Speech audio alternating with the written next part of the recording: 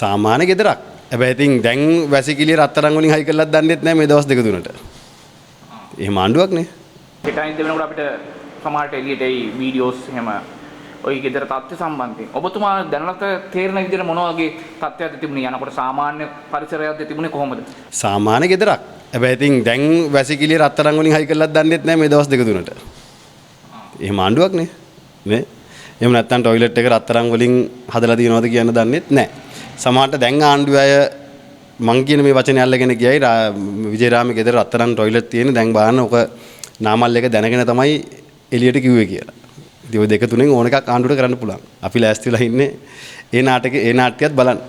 මොකද ඒ නාට්‍යයත් බලන්න ඕනේ නේද? මොකද ඒ නාට්‍යයත් මොකද එහෙම නැත්නම් ඊළඟ සතිය ආණ්ඩුවට යන්න විදියක් නැහැ නේ. දැන් රනිල් වික්‍රමසිංහ මහත්තයා සතිය ඉවරයි. අයිස් සතිය ඉවර වෙගෙන යනවා. මහින්ද මහත්තයාගේ සතිය ඉවර වෙගෙන යනවා. දැන් ඊළඟට ඒ වගේම මේ තවත් අය කියලා තිබුණා මේ ආණ්ඩුවට සම්බන්ධව මේ කොළඹ බස් ස්ටෑන්ඩ් එක හදන්න යන වියදමට වඩා වැඩි වියදමක් මේ මහින්ද මහත්තයාගේ ගේ හදන්න ගිහිල්ලා තියෙනවා කියලා. දැන් ඉතින් මහින්ද රාජපක්ෂ ජනාධිපතිතුමා වෙන්න පුළුවන්, චන්ද්‍රිකා බණ්ඩාරනායක මැතිණිය වෙන්න පුළුවන්, මෛත්‍රීපාල සිරිසේන හිටපු ජනාධිපතිවරයා වෙන්න පුළුවන්. දැන් මේ තුන් දෙනා ගෙවල් තුන ගලවගෙන ගිහිල්ලාද? ගලවගෙන ගිහිල්ලා නැහැනේ. ඒවා රජයේ දේපොළ. ඒවා අයිති වෙන්නේ රජයට. ඒවා රජයට වත්කමක්.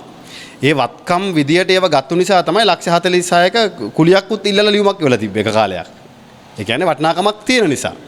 දැන් මේ කියන නිවාස ගලවගෙන අර කන්ටේනර් දෙක කොක්කු දෙන්නෙක් අරන් ගිහිල්ලා මිද්දෙනියට දැම්මා කියලා උපකල්පනය කරනවා වගේ කොක්කු දෙන්නෙක්ට මේ ගෙවලුත් උස්සන් ගිහිල්ලා තංගල්ලේ හයි කරන්න පුළුවන් නම් ওই තර්කේ හරි. දැන් මේ රජයේ දේපොළ මේවා අයිති රජයට తాවකාලිකව දූරය ව්‍යවස්ථානුකූලව දීලා තිබ්බා. විවස්ථාවෙන් එක වෙනස් කරලා අයින් කරාම ඒව රජයට බාර දීලා යන්න ගියා.